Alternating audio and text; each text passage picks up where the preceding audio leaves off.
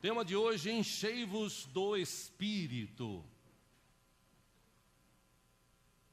Estamos estudando nesse mês de fevereiro a ação, unção, capacitação do Espírito Santo em nossas vidas. O que ele pode nos proporcionar. Semana passada tivemos um momento aqui muito gostoso de estudo e também um tempo de oração em que Deus pôde nos capacitar, nos acrescentar. E nesta manhã vamos continuar estudando sobre o que o Espírito Santo pode fazer e quer fazer em nós. Como nós estudamos ontem aqui na escola, Deus, Ele ainda quer, deseja se relacionar com a gente. Nessa sua relação com a gente, Ele não desistiu. Ele ainda quer se relacionar. O problema é saber se nós queremos. Qual o caminho que Deus tem para se relacionar com a gente? Através de Jesus, através do Espírito Santo. Deus, Jesus, Espírito Santo. Deus que pode se dividir em três, mas ao mesmo tempo Ele é um. Esse Jesus que veio, que morreu, que deu a vida por nós, que salvou e tem salvo tantas pessoas hoje, em nossos dias. Esse Jesus que alcançou a vida, como vimos semana passada, de Pedro, trouxe modificação, um novo tempo, um novo entendimento na sua vida. E eu aproveitei até esse gancho da palavra. Na quinta-feira nós estivemos lá no átrio, tivemos a oportunidade, o privilégio de falar alguma coisa para os irmãos ou as pessoas que estão lá se recuperando. E eu usei este exemplo que estudamos no domingo passado de Pedro. O que Deus pode fazer na vida de um homem que se dispõe a servi-lo, a amá-lo, a respeitá-lo, a obedecê-lo. E nós estudamos isso semana passada. Quero basear o estudo de hoje na vida do apóstolo Paulo, que também serve de exemplo para as nossas vidas. O apóstolo Paulo, em duas escritas, você que gosta de anotar aí, dois textos aqui no telão. O primeiro deles está em Efésios capítulo 5, a partir do versículo 15. O apóstolo Paulo escreveu: tenham cuidado com a maneira como vocês vivem, que não seja como insensatos, mas como sábios. De que forma? 16. Aproveitando ao máximo cada oportunidade, porque os dias são maus. Semana passada nós estudamos aqui de aproveitar o tempo enquanto a gente está vivo. Versículo 17, o apóstolo Paulo escreveu: portanto, não sejam insensatos, mas procurem compreender qual é a vontade do Senhor. 18, ele diz: não se embriaguem com vinho, que leva à libertinagem, mas deixem-se encher pelo Espírito. De que forma? Falando entre si com salmos, hinos, cânticos espirituais, cantando e louvando de coração ao Senhor, dando graças constantemente a Deus Pai por todas as coisas, em nome do nosso Senhor Jesus Cristo. E no 21 ele acrescenta: sujeitem-se uns aos outros por temor a Cristo. Me chamou a atenção em Efésios capítulo 5, foi essa deixa do apóstolo Paulo dizendo: deixem-se encher pelo Espírito. Ou seja, uma igreja que se preza, ela precisa ter unção do Espírito Santo sobre sua vida. Uma igreja que se preza. Fazendo um link com essa mesma palavra, Paulo escrevendo à igreja de Colosso, em Colossenses capítulo 3, 2 versículos 16 e 17, ele escreveu o seguinte: habite ricamente em vocês a palavra de Cristo, ou seja, a palavra.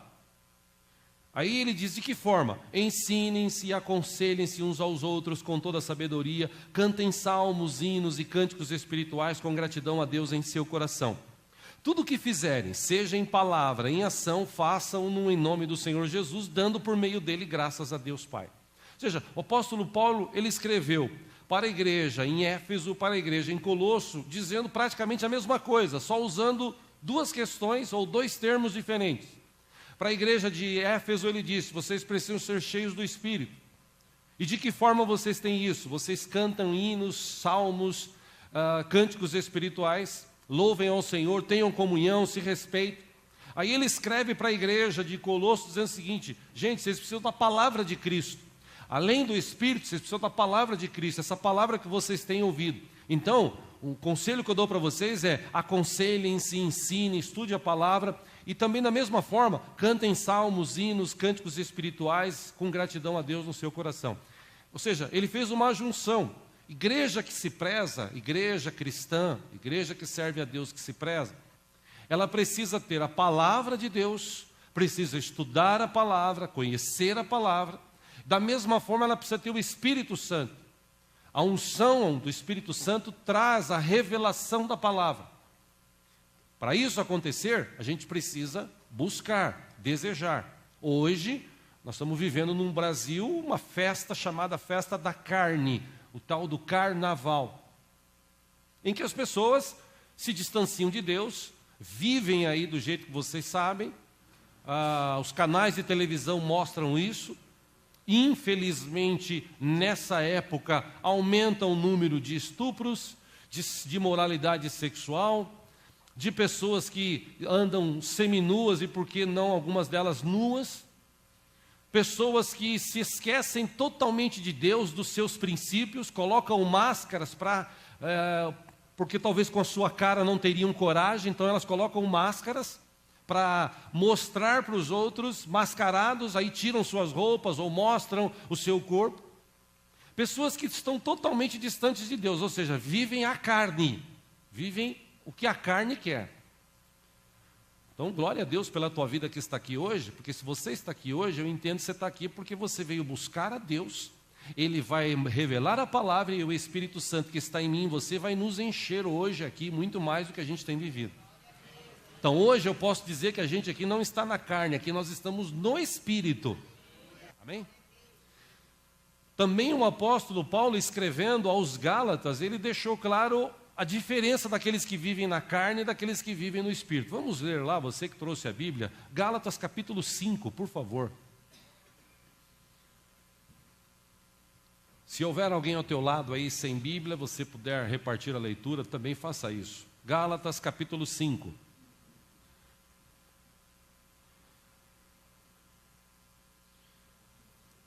O apóstolo Paulo, escrevendo esta igreja da Galácia, ele disse 16, digo por isso, ou por isso digo.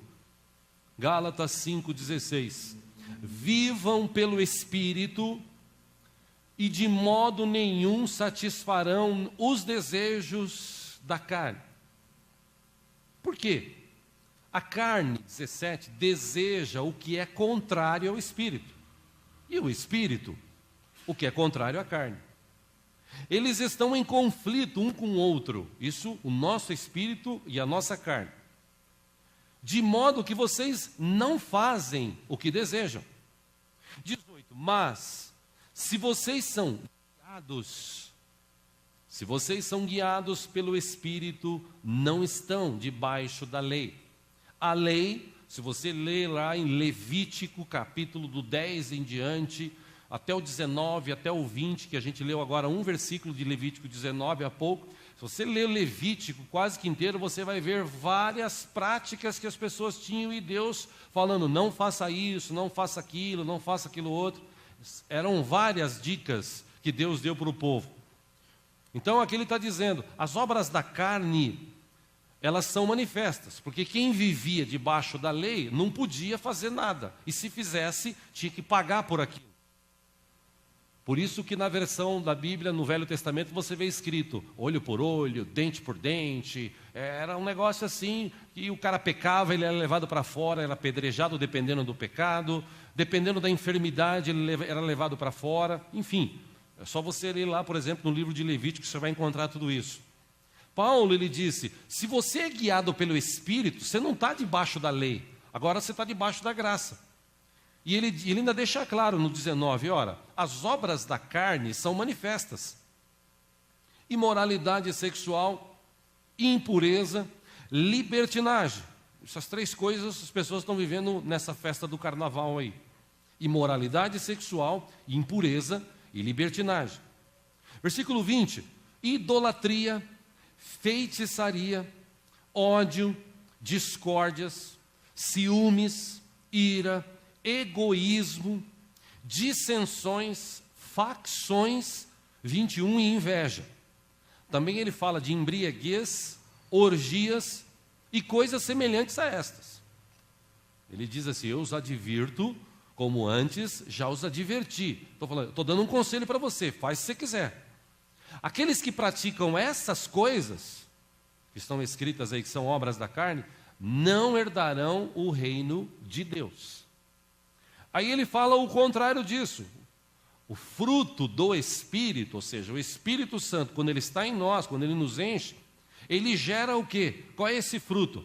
Amor, alegria, paz, paciência, amabilidade, bondade, fidelidade, mansidão e domínio próprio. Aí ele diz: contra essas coisas, que é o fruto do Espírito em nós, não há lei. A lei não tem poder sobre isso.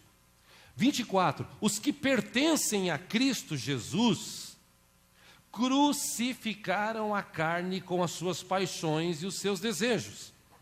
25, e último, ele diz: se vivemos pelo Espírito, andemos também pelo Espírito. Se vivemos pelo Espírito. 24, que me chamou a atenção, ele disse: aqueles que pertencem a Cristo Jesus. Ou seja, aqueles que um dia tomaram uma decisão de servi-lo, de abrir mão de sua vida e servir a Jesus, entender o propósito dele, estes crucificaram a carne, e crucificando a carne, as paixões e os desejos foram também juntos. No final desse texto 25 ele diz: se você vive pelo Espírito, ande também pelo Espírito. Ou seja, o que a gente entende? Fazendo um link aqui de novo com o que Paulo escreveu à igreja de Éfeso, à igreja de Colosso. É preciso ter a palavra, conhecer a palavra, estudar a palavra, mas é preciso também ter o Espírito, ser cheio do Espírito. De que forma que a gente consegue isso? Se reunindo, cantando hinos, cânticos espirituais, salmos, estudando, falando, conversando, orando uns pelos outros, e o Espírito Santo vem e manifesta seu poder sobre a igreja. Enche a igreja. Que eu já falei aqui, adendo, repito, que falei semana passada, que não é aquele negócio: eu estou cheio do Espírito Santo, o cara está pulando, sapateando, correndo, bate a cabeça na parede, cai, pula, rodopia. Não, não é isso. Para algumas pessoas é isso, mas não é isso que a Bíblia ensina. Ser cheio do Espírito Santo é você ter realmente o que Paulo está dizendo aqui. O fruto, o Espírito Santo, quando você está cheio dele, ele gera isso em você. Você não tem mais aqueles desejos que a sua carne tinha. Como eu disse, eu quero basear o estudo de hoje na vida de Paulo. E Paulo era um homem religioso. Desde criancinha, Paulo foi criado junto de um cara que era o mais top, o mais inteligente. Cara que conhecia profundamente o Velho Testamento. Paulo foi criado junto desse cara, foi ensinado. Tudo que Paulo sabia foi através desse cara. Paulo foi crescendo, Paulo foi sendo reconhecido, os seus pais investiram bastante na sua vida, ele estudou bastante, ele conheceu bastante a história do povo de Deus. Ele era tão religioso que quando ele ouviu falar desse movimento, esse movimento que dizia: agora aquela promessa de Deus que está escrito no livro de Isaías, o Cordeiro de Deus, que João tinha escrito, o Cordeiro de Deus que veio para tirar o pecado do mundo. Ou seja, por que cordeiro? Porque antigamente as pessoas, para se chegarem diante de Deus, tinham que pegar um cordeiro sem defeito, novinho, pegar e entregar para que fosse feito um sacrifício. Aquele sacrifício era feito de que forma? O sacerdote entrava num lugar santo, um lugar perto do Santo dos Santos, ele entrava ali, sacrificava o cordeiro, o sangue dele escorria, ele levava partes, ele queimava, o cheiro saía, a fumaça saía, segundo aquelas pessoas, Deus aceitava o sacrifício e eles iam embora justificados. Então, Deus precisava, entre aspas, de algo que pudesse resolver essa situação, para não viver mais essa questão. Porque essa questão de sacrifício, já estudamos sobre isso aqui, essa questão de sacrifício foi tornando um negócio, foi tornando um ritual.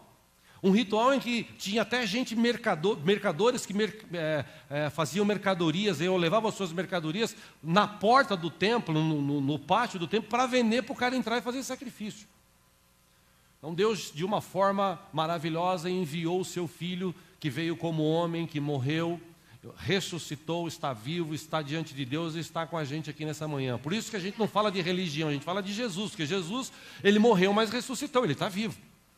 Então, por isso que João descreveu o Cordeiro de Deus que tira o pecado do mundo, ele habitou entre nós, ele está com a gente agora. Quando Paulo ouviu isso, Paulo ficou louco, ele falou, pô, que negócio é esse?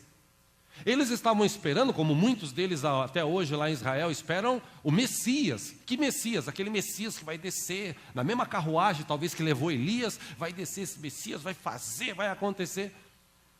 E na verdade, Jesus já veio, o Messias já veio. Paulo, na sua religiosidade, por isso que eu sempre falo aqui que eu não gosto de religião, porque a religião leva o cara a se tornar cego, leva ele a fazer coisas que talvez ele nunca faria se ele tivesse entendimento, cego que eu digo no sentido espiritual. Então, por ele não ter conhecimento, por ele não ter unção de Deus, por ele não ter relacionamento com Deus, ele se torna cego. Ele crê numa religião, ele pratica tudo que aquela religião manda ele praticar. Por isso que eu amo o Evangelho, porque o Evangelho não veio para prender, ele veio para libertar. Você não é obrigado a vir à igreja, você vem à igreja por quê? Porque você ama a Deus, eu pelo menos venho porque eu amo a Deus. Por que eu sirvo a Deus? Porque eu amo, porque eu sou, como o apóstolo Paulo escreveu, o amor de Cristo foi tão grande por mim que me chegou a me constranger. Então, constrangido por esse amor, eu quero que esse amor alcance outras pessoas.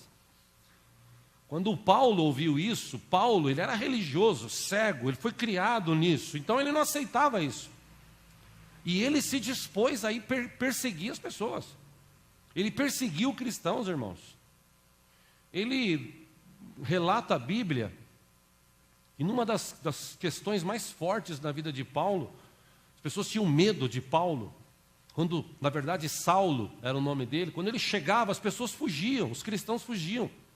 Ele tinha autorização das sinagogas de Israel, de Jerusalém, para prender pessoas, dizendo o seguinte: isso que vocês estão falando é uma falsa religião. Isso não existe, então vocês vão ser presos, porque a religião oficial aqui é o judaísmo e vocês têm que praticar o judaísmo, senão vocês serão presos. Então os cristãos, aquelas pessoas que iam se convertendo, elas se escondiam, elas fugiam.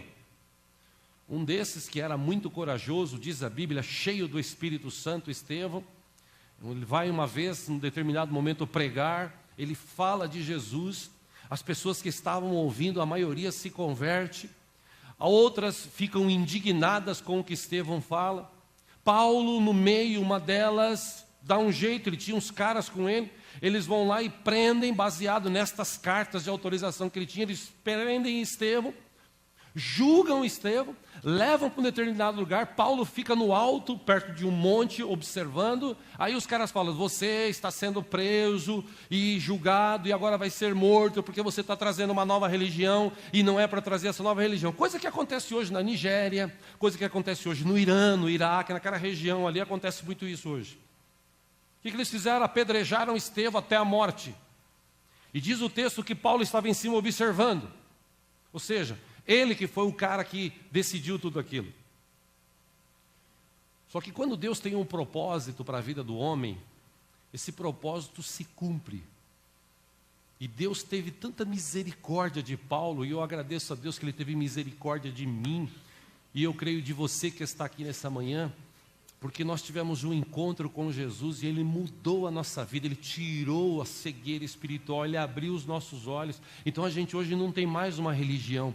Agora a gente conhece um Deus vivo, que está em todos os lugares, mas está com a gente todo o tempo de nossas vidas, todo momento, que inclusive ainda quer se relacionar com a gente. Veja que interessante, abra aí em Atos capítulo 9, veja como foi a conversão deste homem Paulo. Atos capítulo 9.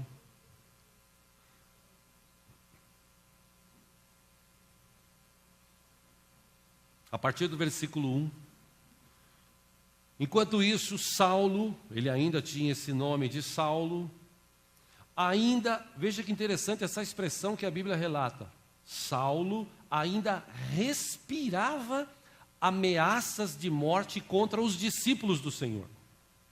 Dirigindo-se ao sumo sacerdote, pediu-lhe cartas para as sinagogas de Damasco, ou seja, ele ia para um outro lugar perseguir os cristãos.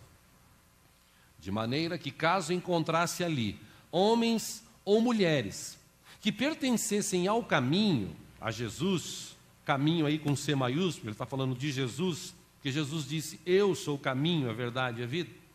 Então, Paulo, caso encontrasse ali homens e mulheres que pertencessem ao caminho, com essa autorização, com essas cartas, pudesse levá-los presos para Jerusalém. Então, ele todo feliz, tal, 3, em sua viagem, quando se aproximava de Damasco, de repente brilhou ao seu redor uma luz vinda do céu. 4, ele caiu por terra e ouviu uma voz que lhe dizia, Saulo, Saulo, por que você me persegue? Versículo 5, Saulo perguntou, quem és tu, Senhor? Ele respondeu, eu sou Jesus, a quem você persegue. Levante-se, versículo 6, entre na cidade. Alguém dirá o que você deve fazer. 7, os homens que viajavam com Saulo pararam emudecidos. Ouviram a voz, mas não viam ninguém. 8, Saulo levantou-se do chão e, abrindo os olhos, não conseguia ver nada. Os homens o levaram pela mão até Damasco. 9, por 3 dias ele esteve cego, não comeu nem bebeu. 10, em Damasco havia um discípulo chamado Ananias. O Senhor o chamou numa visão e disse, Ananias, ele disse, eis-me aqui. 11, o Senhor lhe disse, vá à casa de Judas, na rua chamada direita, e pergunte por um homem de Tarso chamado Saulo. Ele está orando. Numa visão viu um homem chamado Ananias chegar e impor-lhe as mãos para que voltasse a ver. Aí 13, respondeu Ananias, Senhor, eu tenho ouvido muita coisa a respeito desse homem e de todo o mal que ele tem feito aos teus santos em Jerusalém. Ele chegou aqui com autorização dos chefes para prender todos os que invocam o teu nome. 15, mas o Senhor disse a Ananias, vá, este homem é meu instrumento escolhido para levar o meu nome perante os gentios e seus reis e perante o povo de Israel. Mostrarei a ele o quanto deve sofrer pelo meu nome. 17, então Ananias foi, entrou na casa, pôs as mãos sobre Saulo e disse, irmão Saulo, o Senhor Jesus que lhe apareceu no caminho por onde você vinha, enviou-me para você, para que você volte a ver e seja cheio do Espírito Santo. 18, imediatamente algo como escamas caiu dos olhos de Saulo e ele passou a ver novamente. Levantando-se, foi batizado e depois de comer recuperou as forças. Saulo passou vários dias com os discípulos em Damasco. 20, logo começou a pregar nas sinagogas. Veja que interessante, começou a ir naquelas igrejas de judeus, e ele começou a pregar lá, que Jesus é o Filho de Deus. O que aconteceu? 21, todos os que o ouviam ficavam perplexos e perguntavam, não é ele, o homem que procurava destruir em Jerusalém aqueles que invocam este nome? E não veio para cá justamente para levá-los presos aos chefes dos sacerdotes? 22, todavia, Saulo se fortalecia cada vez mais e confundia os judeus que viviam em Damasco, demonstrando que Jesus é o Cristo. 23, decorridos muitos dias, os judeus decidiram de comum acordo matá-lo. 24, mas Saulo ficou sabendo do plano deles. Dia e noite eles vigiavam as portas da cidade a fim de matá-lo.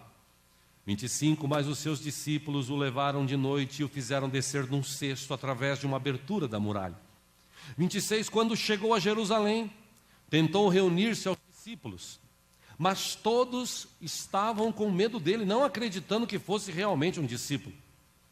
27, então Barnabé o levou aos apóstolos e lhes contou como no caminho Saulo vira o Senhor que lhe falara e como em Damasco ele havia pregado corajosamente em nome de Jesus. 28, assim Saulo ficou com eles e andava com liberdade em Jerusalém, pregando corajosamente em nome do Senhor. 29, falava e discutia com os judeus de fala grega, mas estes tentavam matá-lo. Sabendo disso, os irmãos o levaram para Cesareia e o enviaram para Tarso. 31, a igreja nessa época, depois que Paulo se converteu, passava por um período de paz em toda a Judéia, Galiléia e Samaria.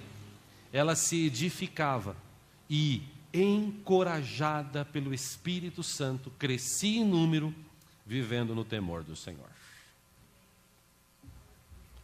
Tem outros textos para ler, mas eu não tenho tempo. O que eu quero te mostrar com isso hoje? A gente viu aqui bem claro que Paulo teve um encontro com Jesus. Ele não teve encontro com uma religião. Ele teve um encontro com Jesus. Essa talvez seja a diferença, como eu disse, do Evangelho. Porque quem encontra Jesus, quem se relaciona com Ele, quem o conhece, ele é capaz de abrir mão de sua vida passada, ele é capaz de se tornar alguém corajoso a falar desse Jesus, ele é capaz de compartilhar deste Evangelho com as pessoas, ele é capaz de amar os outros, de perdoar os outros, de entender, inclusive, que os outros estão vivendo, porque ele viveu isso. O que me chama a atenção na conversão de Paulo, ou de Saulo, que Jesus depois transformou o seu nome, mudando uma letra para Paulo, para que ficasse realmente diferenciado que ele tinha mudado de vida. O que me chama a atenção na vida de Paulo é que ele era um religioso.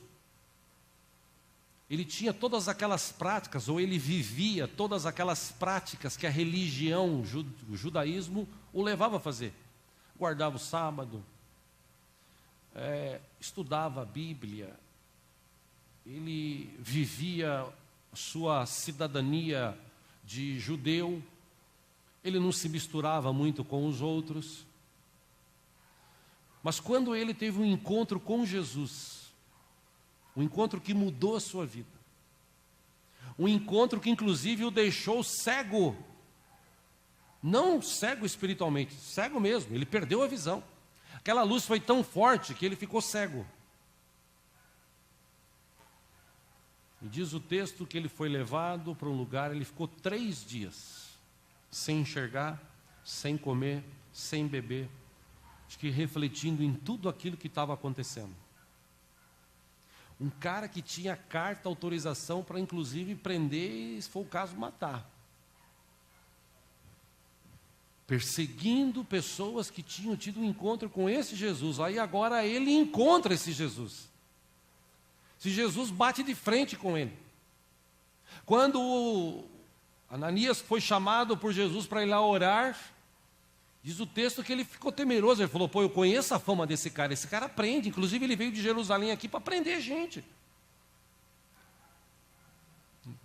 Uma coisa interessante nesse texto é que Jesus fala assim, eu vou usar esse cara aí, vai lá orar por ele, Ananias. Põe as mãos sobre ele, que eu vou mostrar para ele o quanto que ele vai sofrer ainda por mim. E se você pegar a história, Paulo, todas as descrições que fala de Paulo, fala assim, e ele corajosamente ia pregar o Evangelho. Ele foi pregar num lugar, ele foi pregar no outro, ele falava para a pessoa, ele vivia um tempo lá, ele trabalhava, fazia tendas, era a profissão dele, para se sustentar. Ele ia para outro lugar, aí ele formava discípulos, ele ensinava discípulos, ele bateu de frente com seus pais que eram judeus, ele bateu de frente com seu antigo professor, ele bateu de frente com um monte de gente que começava a olhar para ele e falar assim, agora esse cara virou crente. Agora ele é cristão, ele perseguia, agora o que está acontecendo? Ele está sendo perseguido, mas será que é isso mesmo que ele quer? E ele sempre deixou claro isso. Vários textos do livro de Atos, por exemplo, um deles, você que gosta de anotar, tem em Atos 13, 9, Diz assim: Saulo, chamado também Paulo, ele cheio do Espírito Santo, ele olha para um cara chamado Elimas e diz para ele: você está enganando o procônsul aqui dessa região. Ele chegou numa cidade e viu aquela situação: você está enganando o procônsul aqui.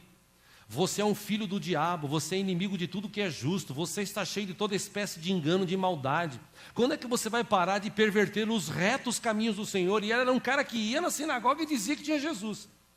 Como muitos hoje que vão para a igreja e dizem que tem Jesus, mas estão por aí fazendo picaretagem.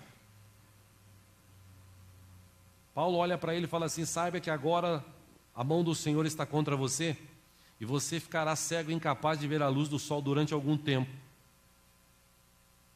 No outro texto, de Atos 19, Paulo vai para uma cidade, ele chega em Corinto, cidade portuária, cidade de muita prostituição. Ele começa a pregar ali, ele encontra pessoas que dizem assim: nós temos Cristo, alguém já falou para a gente de Cristo. Ele falou: mas além de Cristo, além da palavra, vocês precisam ser cheios do Espírito. Como assim? Mas ninguém nunca falou nada para a gente. Atos 19, versículo 2, ele diz: vocês receberam o Espírito Santo quando creram? Eles responderam: não, nem sequer ouvimos falar que existe o Espírito Santo. Então o batismo, ou que batismo vocês receberam? Paulo perguntou, eles responderam: recebemos o batismo de João. Aí Paulo disse: o batismo de João foi um batismo de arrependimento. Agora vocês precisam de outro batismo. Aí Paulo ora por eles, e eles foram batizados. Quando Paulo impõe as mãos, veio sobre eles o Espírito Santo. E eles começaram a profetizar, falar em línguas. Total aí de 12 homens, dizem Atos 19, 7. Atos 19, 11 diz que Paulo fazia milagres extraordinários por onde ele passava. Teve uma época que a unção do Espírito era tão forte na vida dele, que até os lenços e aventais que ele usava eram levados para colocar sobre enfermos. E estes eram curados de suas doenças e de espíritos malignos que saíam das pessoas só por causa do avental e do lenço. Nesse mesmo Atos 19, teve uns caras que ouviram falar desse Jesus e foram tentar fazer o que Paulo fazia. Quem já leu essa história sabe, esses caras chegaram e falaram assim: olha, em nome do Jesus que Paulo prega, eu ordeno que vocês, demônios, saiam dele. E diz o texto aqui, que o espírito maligno olhou para aqueles caras, e falou assim: ó, Jesus eu conheço, Paulo eu também sei quem é. Quem são vocês? O endemoniado saltou sobre eles, os dominou, espancou com tamanha violência que eles fugiram da casa nus e feridos. Isso se tornou conhecido em todos os judeus e gregos que viviam em Éfeso. Por quê? Porque quando eles olhavam para Paulo, eles viam um cara com a vida modificada, cheio do Espírito Santo, conhecedor da palavra, levando a palavra para tudo quanto é lugar que ele ia, em nome do Senhor Jesus. Para encerrar aqui, meus irmãos, Paulo, quando ele chega em Roma, ou quando ele estava a caminho de Roma, em Atos capítulo 20, ele reúne os irmãos daquela igreja e diz assim: olha, eu só sei que em todas as cidades que eu vou passar, e que passei, o Espírito Santo me avisa que prisões e sofrimentos me esperam. Todavia, eu não me importo. Eu nem considero a minha vida de valor algum para mim mesmo, se tão somente eu puder terminar a corrida e completar o ministério que o Senhor Jesus me confiou, de testemunhar do Evangelho da graça de Deus. Ou seja, o próprio Espírito Santo diz para ele assim: meu filho, você vai sofrer maus bocados. Ele diz: eu não me importo, porque agora eu conheço o caminho, porque agora eu sei que existe um Deus vivo, que Ele teve misericórdia de mim, eu me encontrei com Ele. Ele teve misericórdia de mim e mudou minha vida. Ou seja, só faltou Paulo dizer: eu não tenho mais religião. Agora eu tenho esse Jesus, que já tinha voltado aos céus, mas teve um encontro com Ele. Como nós tivemos um dia um encontro com esse Jesus, abrimos o coração para Ele, e Ele veio e mudou, ou pelo menos tentou e tem tentado mudar as nossas vidas. A gente só não está melhor, porque como eu disse no curso ontem, nós não nos relacionamos bem com Deus como deveríamos. Se nós buscássemos mais Ele, se nós desejássemos mais a presença dEle, se nós lêssemos mais a Sua palavra, se nós orássemos mais, eu tenho certeza que nós teríamos crentes no século 21 muito mais corajosos, sábios, inteligentes, que estariam marcando a geração e mudando a história. Porque Paulo, diz os historiadores, o que Paulo fez, os outros 11 apóstolos, que Judas tinha morrido, eles escolheram um, mas diz os historiadores que os outros 11. O que os outros 11 fizeram, Paulo fez mais do que os 11. Paulo escreveu 13 cartas. Aliás, várias cartas que se tornaram 13 livros. Livros da Bíblia. Várias cartas ele escreveu na viagem, na prisão. Paulo foi o cara que quando ele foi preso, açoitado, colocado num calabouço, corrente no pescoço, corrente nas mãos, corrente nos pés, ele e Silas, eles estavam lá e eles começam a cantar. Isso é coisa de louco. O cara preso, amarrado num calabouço, cantando. Quando os outros presos ouviram, falaram, esses caras são loucos. De repente, vem um estrondo do céu, o Espírito Santo vem, pá! As prisões são libertas, porque ninguém consegue segurar um homem ou mulher cheio do Espírito Santo. Ele saiu dali, o carcereiro ficou, e agora? Ia se matar? Ele falou, não, nós estamos aqui, ninguém fugiu. Estamos aqui. O mesmo carcereiro que tinha assistido Paulo tomar chicotada, vai lá e fala assim, deixa eu dar uma ajudazinha aí, passa lá um. Ele fala, o que eu preciso fazer para ter esse Deus que você tem? Porque não é possível, um cara que sofre o que você sofre ainda canta. Ele falou, receba Jesus como o Senhor e Salvador e tenha uma nova vida. Ele falou, estou saindo daqui a pouquinho. Paulo falou, estou te esperando lá fora, porque eu já estou livre. Paulo vai para a casa desse homem, fala de Jesus e toda a família se converte. Ou seja, podia falar aqui tantas outras coisas que esse cara fez.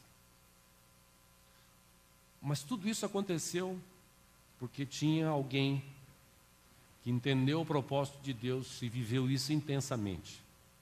Eu não estou falando que você precisa ser chicoteado, eu não estou falando que você precisa entrar numa prisão, eu não estou falando que você precisa se matar, largar tudo, não. O que eu estou querendo te dizer nessa manhã é que você, meu irmão, minha irmã, você jovem, você adolescente, vocês podem ser muito mais cheios do Espírito Santo para tomar decisões, para marcar a geração, para não entrar na onda do mundo e o mundo sim entrar na sua onda. O que eu falei semana passada eu repito aqui para encerrar, a verdade é que se nós tivéssemos crentes hoje, mais crentes cheios do Espírito Santo, talvez teríamos menos fofoqueiros, menos fracos, menos depressivos, menos doentes. Na igreja do Senhor teríamos mais pessoas saudáveis, vivas, com o prazer de adorar a Deus, de louvar ao Senhor, de conhecer Sua palavra, não só na igreja, mas aonde estiver. A pessoa vai olhar para ele e falar assim, tem algo diferente naquela pessoa. E não é a roupa que ele está vestindo, não é o cabelo, não, tem algo diferente. Como escreveu Tiago, que a glória de Deus possa refletir através de nós e alcançar as pessoas. Amém? Vamos ficar em pé, em nome de Jesus.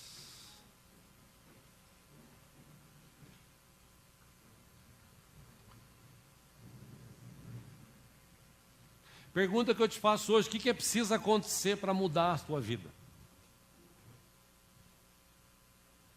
Vou ser meio radical aqui, será que é preciso,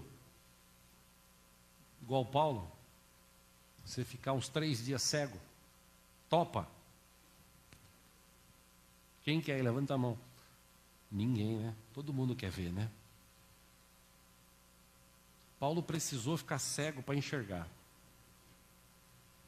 Nós precisamos abrir os nossos olhos e deixar Deus agir nas nossas vidas. Aproveite enquanto nós temos tempo. Deus ainda está se manifestando nesta terra. Deus ainda está no controle de tudo. O Espírito Santo ainda está habitando em nós, entre nós. Jesus está aqui neste culto, por exemplo. Aproveitar. Ele está com a gente aqui. Eu convido você a fechar os teus olhos. Mais uma vez, eu encorajo você a falar com Cristo nesta manhã.